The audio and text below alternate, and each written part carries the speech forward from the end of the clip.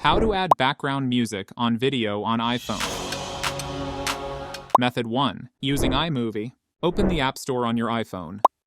Search for iMovie and download the app. Launch iMovie. Tap on Continue and click on the movie.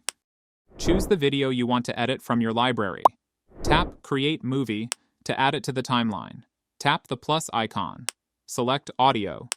Then choose from Soundtracks, My Music, or Sound Effects. For example, I am going with Soundtracks.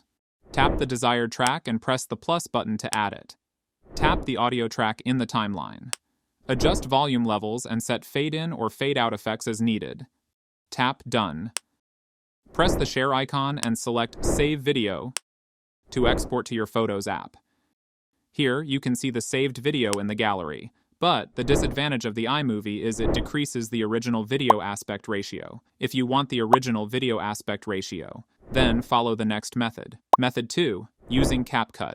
Make sure you have installed CapCut on your iPhone. Then, open it. Tap New Project and select your desired clip. Tap Add Audio below the video timeline. Choose from Sounds. Next, click on the Files icon. After that, select Device to use a custom track.